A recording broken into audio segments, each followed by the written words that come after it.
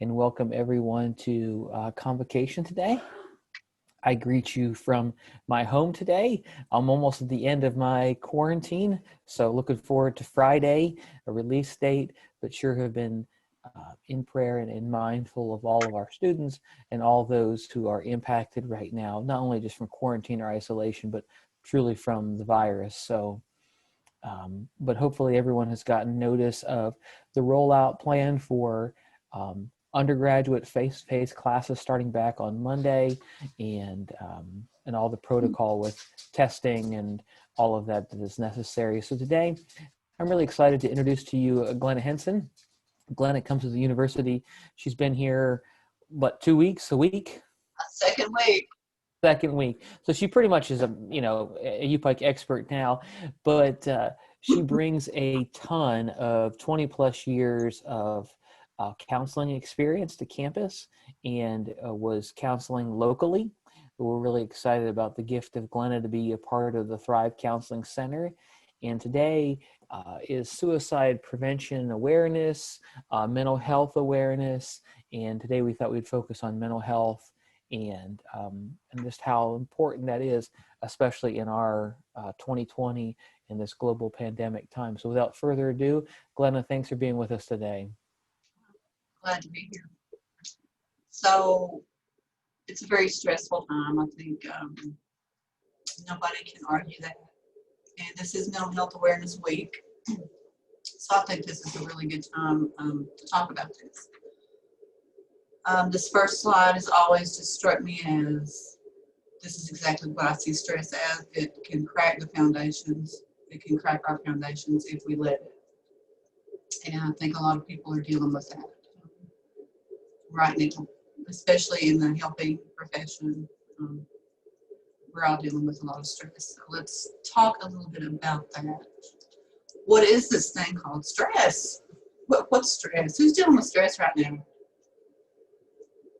Anybody? Yeah. The body's reaction to a challenge or a demand.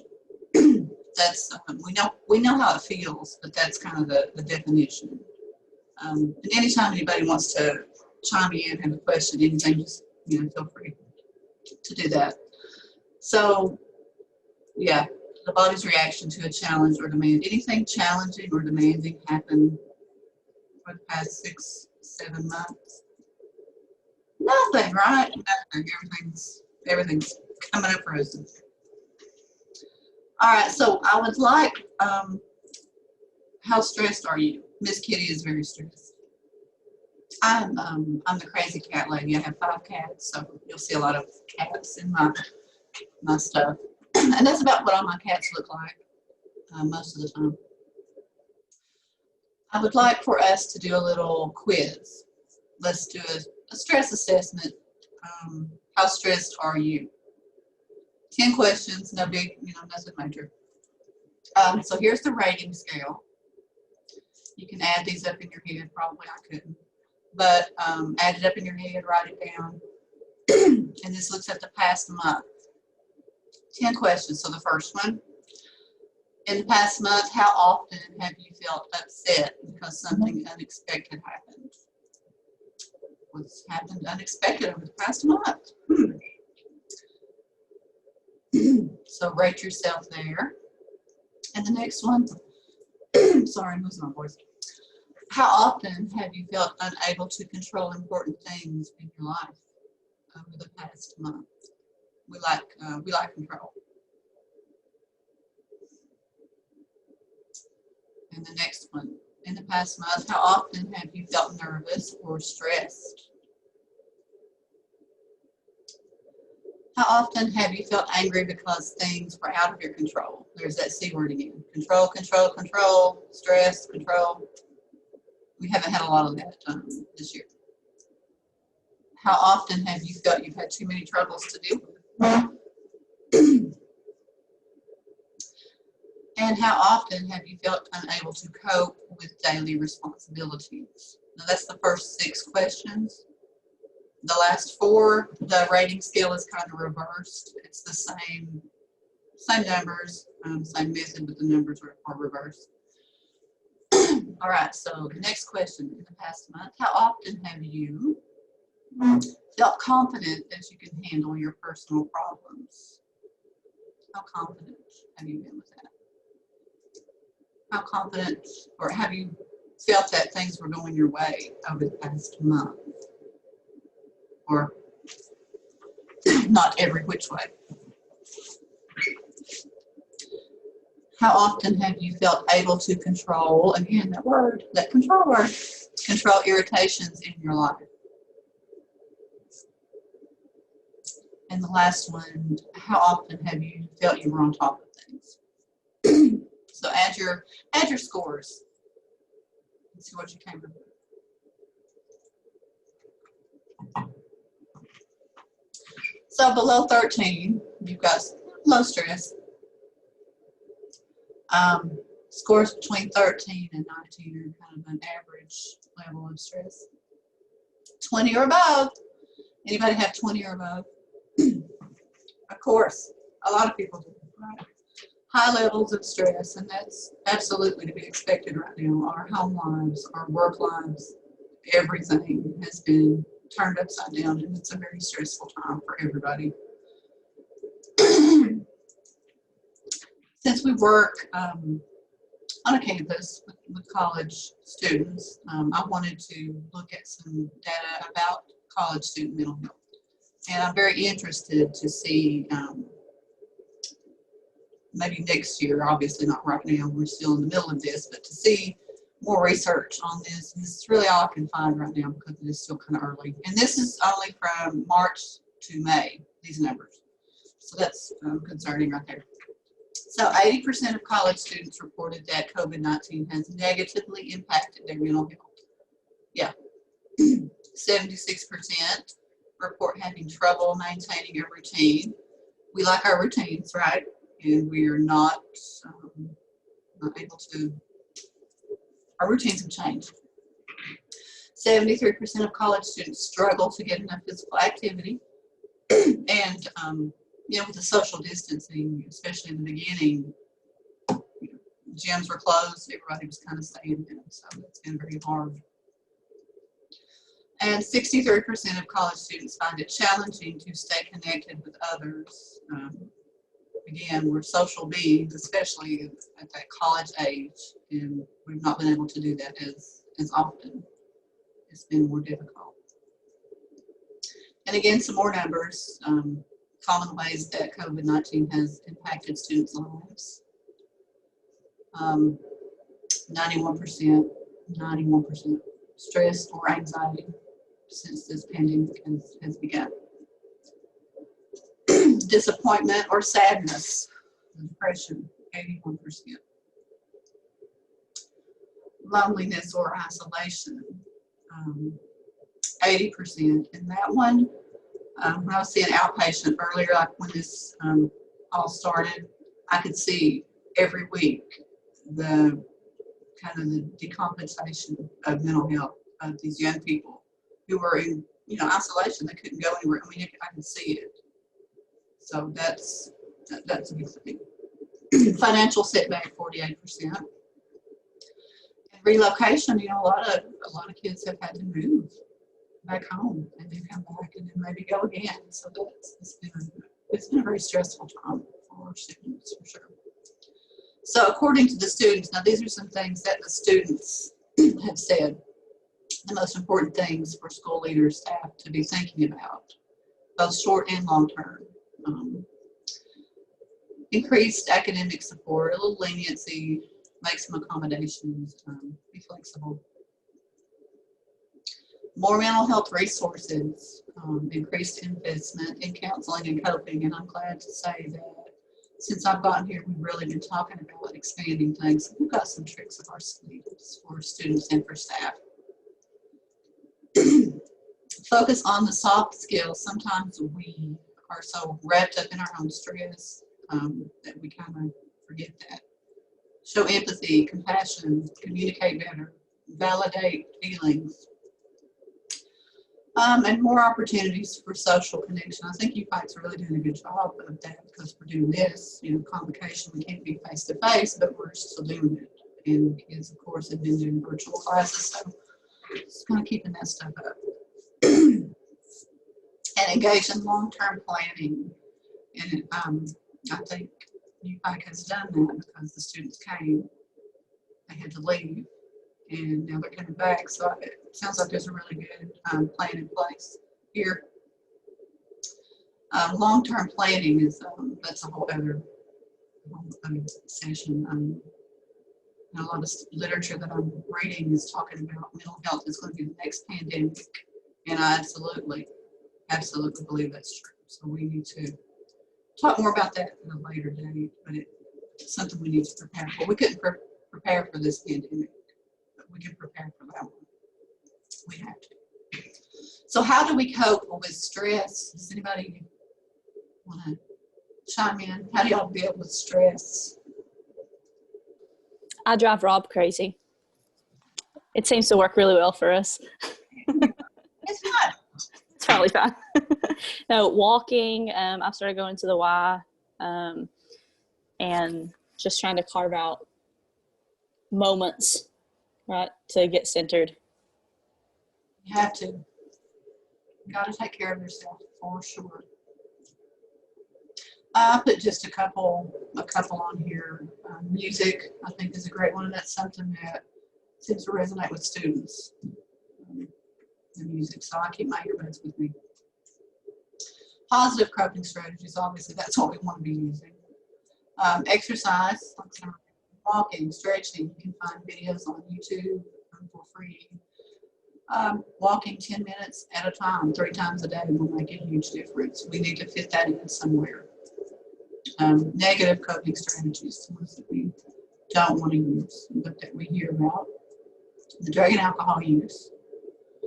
Some people overeat, eating. And I'll say a little self-disclosure here. When I had my interview, it was a Zoom interview here with you. I remember seeing at least 8 people across the top of the screen. So that was stressful. Then I got a call to come to campus for face-to-face, and this was an all-day thing. I'd be here from 8 to 3. It's like 10 mini interviews, just back to back to back to back. I was in the president's office. I was like, oh my gosh. So that was a very stressful day. And I remember Cecil was walking me somewhere. I don't remember much about that day. I was like, well, am I interviewing for the FBI? What's going on? I was stressed, and I wanted to, after I left, I just wanted to put my face in a cheesecake. I did not, but I wanted to. I settled for a chocolate chip cookie, but that's an example of my negative coping strategies. So some self-care strategies that we do need to use. Physical health, we need to get enough sleep. Who does that anymore? We need to. You can tell, you know how it feels when you don't get enough sleep. We can tell the difference. And again, there's that physical activity. It does make you feel better. Try and eat healthy. It's so easy to not do that. But you need to try and focus more on that and avoid drug and alcohol use. Mental health, please limit exposure to the news. You know, I feel like I have a friend who has CNN on 24 hours a day. I was like, stop. We're going to know what's going on. You don't have to watch the news all the time. It's so negative. There's so much going on. So just kind of limit that. Keep yourself occupied when we're by ourselves. We can start thinking, and it can be a dangerous place sometimes. One negative thought can lead to another and another, and then there we go. It's spiral. So keep yourself occupied, distracted, some things that you enjoy. And focus on the positive. Again, that can be hard sometimes, but things could be worse. No, they could be worse. Prioritize. I like to have lists with 45 things on them. You can't do that. You can't do 45 things in one day. Prioritize. This is what I need to do today. This can wait. If it can wait, then it can wait. And limit screen time. I'm saying this to kids all the time, but we're guilty of it too. phones, computers, especially now with us dealing with the students. Zoom, via Zoom, you know, we're on screens a lot, so kind of limit that as much as possible. Turn it off at least an hour before bedtime. You know, our brains don't stop just because we turn this off. It takes a while to wind down. Engaging the senses. This is my favorite thing. I do this a lot. I stress the importance. We have some of the greatest therapeutic techniques within us, our senses. They're just like no other. They're wonderful to use. So I want us to do a little relaxation technique right now. A little relaxation exercise. So we're going to go to the beach.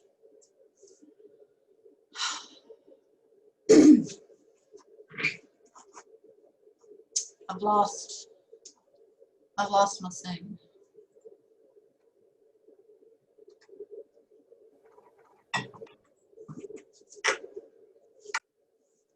It'll show up in a minute. Right? There it is, the waves. Yeah.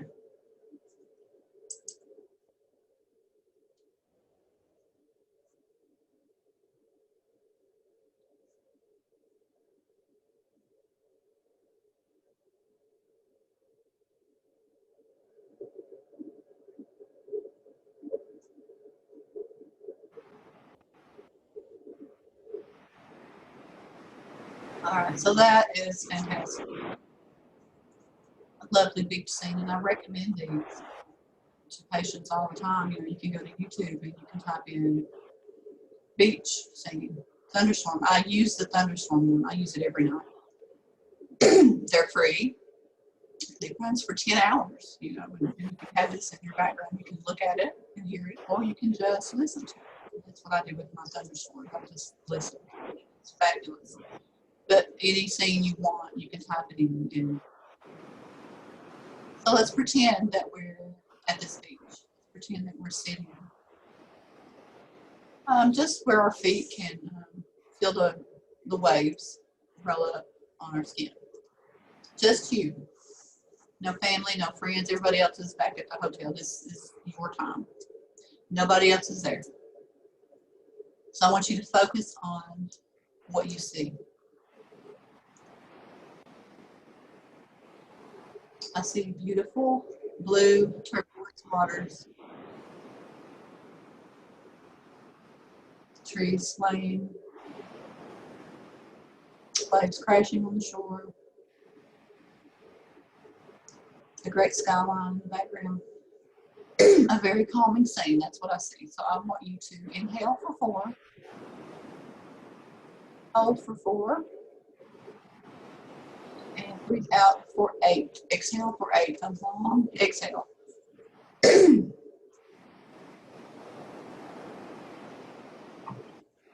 Now I want you to focus on what you feel. I feel those waves rolling up on my feet. I see the wind blowing, so I feel the breeze on my skin. And sand beneath me.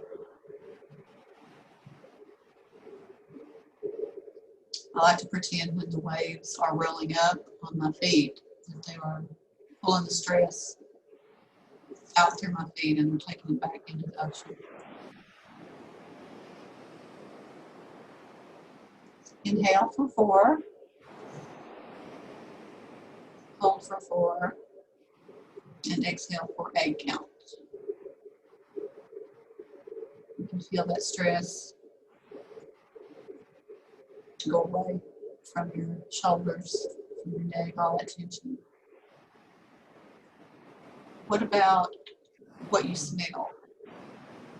For things that you associate beach smell. I think of coconut, sunblock, sand, just the beach air.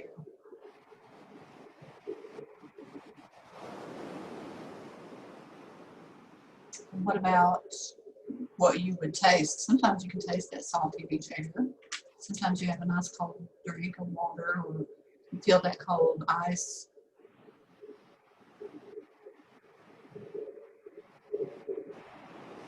And you just watch those waves roll in. Nobody else is around. This is all about you.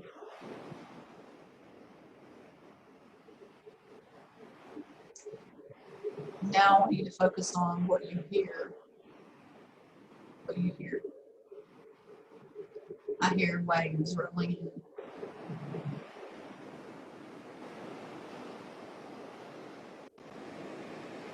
And absolutely nothing else. Peace and calm.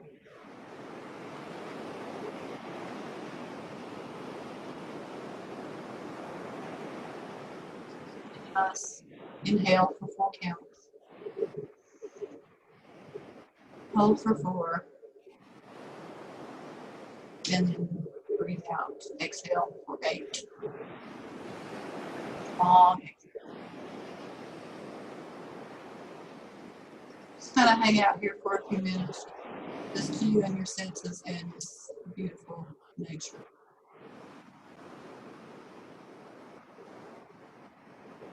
It's a very relaxing place to be.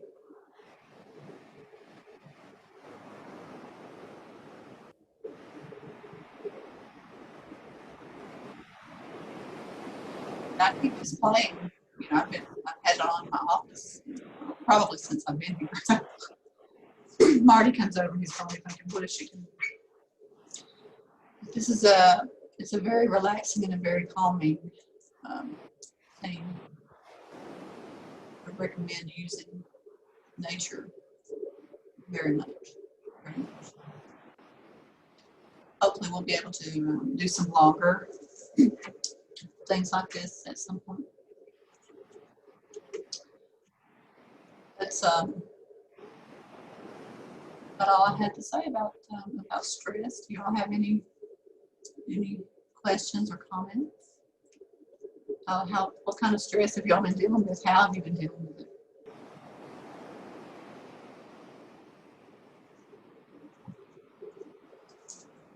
I would say that that taking a moment in the middle of everything to just center is so helpful.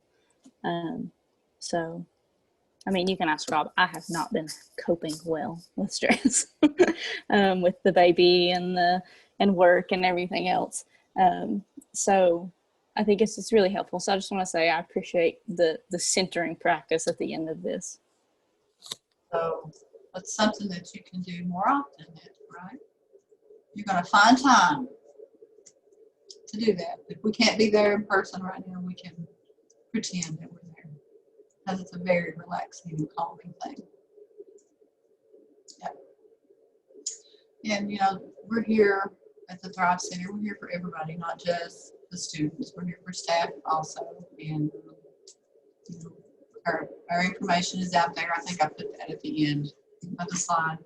You all probably know how to get in touch with us. Our office, you know, our doors, drop in time, email us, call. We're hoping to expand, have some more services available. We're working on some things for, you know, for students and for staff. But don't hesitate. You know, any questions, anything you want to talk about. Sometimes we just need to vent, and that's okay. You know, venting is fun. It's necessary sometimes. You just need somebody to listen. You know, that's what we're here for. So, anything that you all need that we can help you with, that's what we're here for. So use some of this. Use some of this. That's really. That's been really helpful. I think the idea of a free beach trip, even though we're, you know, right now here, is helpful. Just a 5-minute beach trip every day. But I also really like the invitation of being able to, you know, have these resources, and as we're listening and sharing with other people, we can also say, hey, by the way, you know, today I heard this, or here's this piece of information. So Glenna, I think this has been really, really helpful today. I greatly appreciate it, and appreciate your now you being a part of the Bear family, and we'll try not to exhaust